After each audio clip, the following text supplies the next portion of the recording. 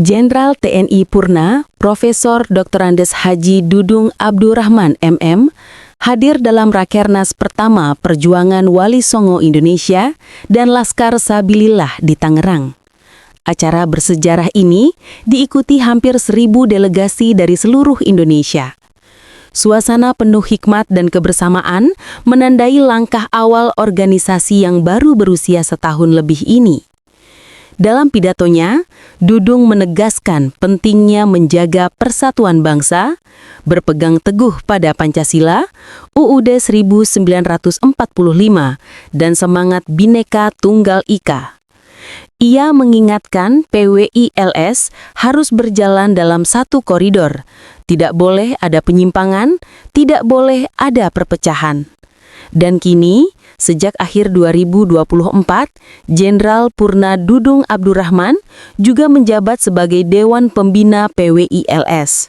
Penunjukan ini dilakukan untuk memperkuat organisasi, sekaligus mendukung upaya pelurusan sejarah bangsa. Dudung sendiri menegaskan kehadirannya sebagai pembina adalah bentuk tanggung jawab moral untuk memastikan PWI-LS tetap setia pada nilai kebangsaan dan keindonesiaan. Pesan tegas sekaligus menyejukkan dari Jenderal Dudung menjadi sorotan utama Rakernas. Acara ini bukan hanya ajang silaturahmi, tetapi juga momentum menyatukan visi dan merumuskan langkah besar perjuangan bagi masa depan bangsa. Dengarkan langsung ceramah dan pesan kebangsaan Jenderal Purna Dudung Abdurrahman hanya di channel ini. Assalamualaikum warahmatullahi wabarakatuh.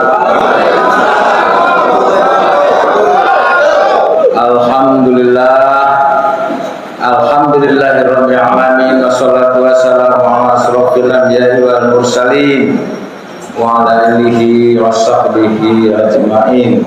Amma ba'du. Yang saya hormati Ketua Umum PWI Kiai Haji Dr. Abbas, Wakil Ketua Umum Haji Manudin, beserta para kiai-kiai yang hadir pada siang hari ini. Mohon maaf tidak saya sebutkan satu persatu, namun rasa hormat saya kepada para kiai-kiai tidak mengurangi pada kegiatan siang hari ini. Pertama-tama marilah kita panjatkan puji dan syukur kehadirat Allah Subhanahu wa taala. Allah Subhanahu wa taala Tuhan yang Maha Kuasa, Allah yang Maha Besar, yang senantiasa memberikan bimbingan dan petunjuknya bagi kita semua.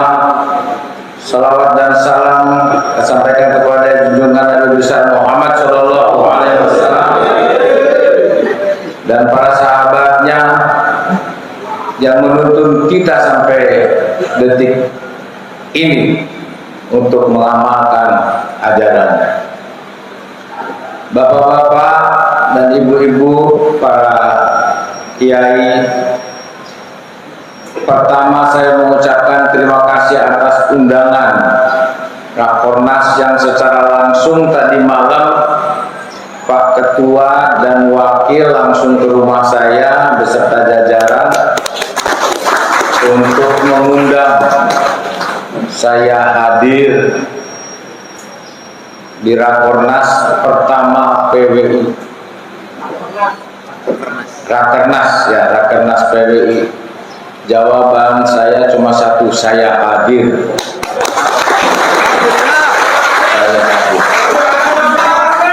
Ya, keladasan wong Serang boleh. Dulur. Siji maning ki sedulur di wong Cirebon. Nongen pada baik. Jadi saya dulu santrinya di Buntet dulu. Bapak-bapak dan ibu sekalian, saat ini di zaman literasi, ya, di zaman perubahan, zaman disrupsi, di mana perubahan yang begitu cepat, ya, kalau tidak diimbangi dengan literasi budaya, maka ini kita akan salah-salah menafsirkan dan menyikapi situasi ini. Media sosial begitu cepat hari ini terjadi dan hari ini juga, maka rame di media. Kita lihat, kalau ini tidak kita sikapi dengan baik, maka kita akan terjebak kepada situasi yang tidak kita inginkan. PWI dibentuk, makanya saya ingin hadir karena berpegangan teguh kepada Pancasila dan Undang-Undang Dasar.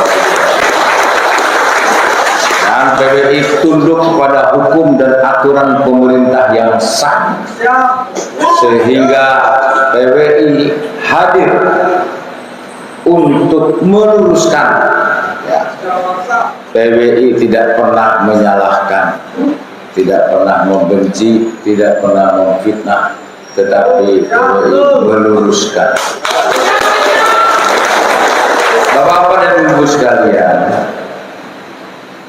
kita lihat fenomena yang terjadi geopolitik maupun geostrategis saat ini. Di negara-negara Timur Tengah, Irak, Iran, Libya, Lebanon, Afghanistan, Syria, Yaman, Mesir, dan beberapa negara lainnya di lingkungan yang justru agamanya hanya satu, adalah agama Islam. Hanya dibedakan dengan dua suku, suku Syiah dan Sunni. Mereka bunuh-bunuhan. Pertanyaannya, siapa sutradara ini? Ya, siapa sutradara? Kita tidak pernah tahu, Pasti ada pihak-pihak yang menghendaki terjadinya perpecahan. Indonesia menempati peringkat ke-100 dari 179 yang rentan terjadinya konflik komunalistik. Kita pernah terjadi gitu, Polis PKI, DITII, Permesta, dan sebagainya. Ini merupakan suatu pengalaman bagi kita. Jangan sampai ini terjadi kembali. Jangan sampai ini terjadi kembali. Di Timur Tengah hanya satu agama dan dua suku dan satu daratan. Bagaimana di Indonesia 6 agama, 17.000 pulau dan berapa ribu suku. Tadi betul dari Kiai Haji Imanuddin disampaikan tentang perbedaan pada saat kita nonton sepak bola. Bersatu menyanyikan lagu tanah air Indonesia bersatu. Indonesia bersatu. Bapak-bapak ibu sekalian, pada abad ke-14 Kerajaan Majapahit, Kerajaan Sriwijaya, umat Hindu dan umat Buddha sudah hidup berdampingan. Sementara 660 tahun yang lalu di benua Eropa dan benua Amerika masih terjadi perbudakan.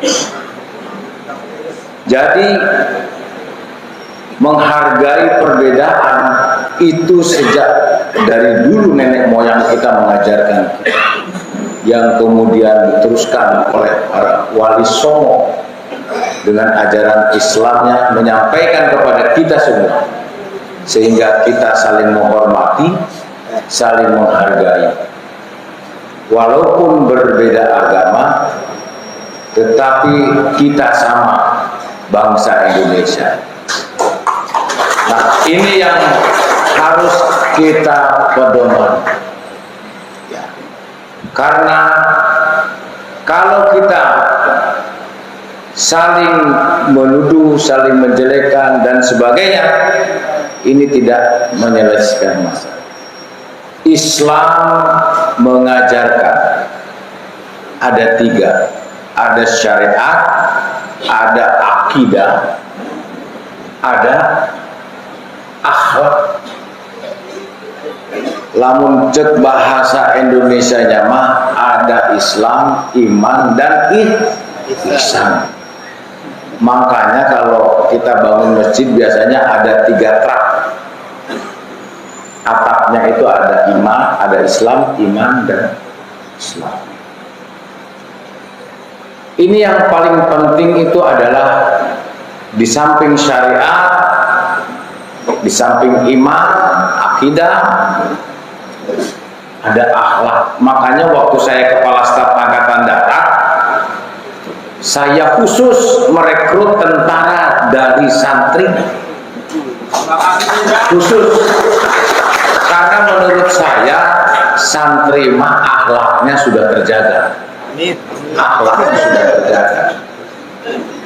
Mau pendek juga nggak apa-apa, yang penting santri. Ya larinya kurang juga di papa lah, yang penting 10 juz minimal itu. Kalau 30 juz merem kita, mancing langsung gitu. Ya, yang penting santri. Karena akhlak itu yang utama. Karena akhlak itu perilaku. Akhlak itulah pencerminan orang-orang yang bertakwa. Ya, seperti firman Allah, wattaqullah wa yu'allimukumullah. Siapa yang bertakwa kepada Allah, maka Allah akan membimbing.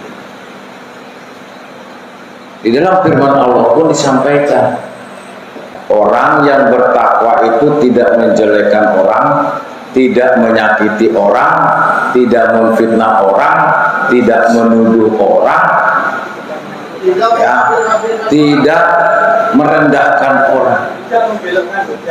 Kita lihat, ya, kita lihat Pak Jokowi sering dijelek-jelekan, diam aja. Pak Prabowo pun sama, difitnah, dijelekan, dipojokkan, dikerdilkan, dituduh, diam. Itulah ajaran Rasulullah.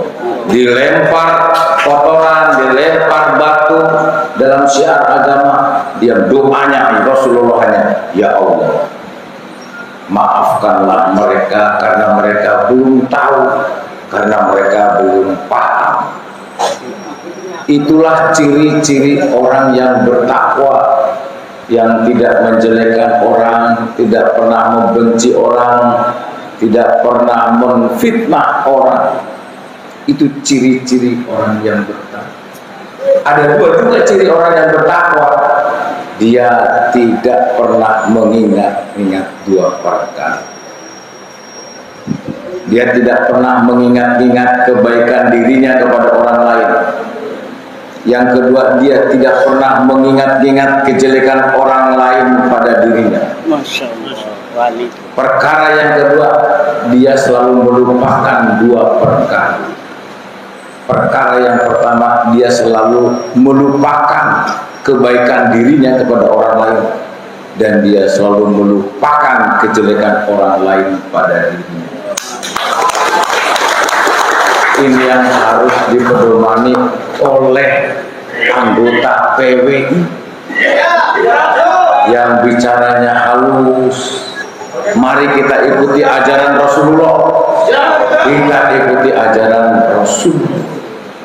Rasulullah yang berkatanya baik, berkatanya jujur, tidak pernah menghina orang, tidak pernah merasa paling benar dewek, tidak pernah menjelekkan orang.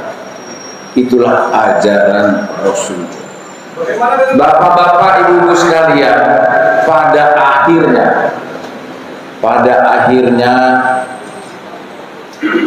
hidup ini seperti air yang tidak selamanya jernih, kadang-kadang keruh. Itulah ucapan dan tindakan kita. Terkadang hidup ini juga seperti langit, tak selamanya cerah. Ada mendungnya, ada gelapnya. Itulah hidup kita. Hidup ini juga terkadang seperti jalan yang tidak selamanya lurus. Tidak selamanya lurus. Itulah perjalanan kita. Makanya kita bersyukur alhamdulillah kita bisa kumpul nih, ya. Walaupun tadi tidurnya katanya di lantai, tapi perjuangannya untuk Wali Songo luar biasa. Ya untuk Wali Songo luar biasa.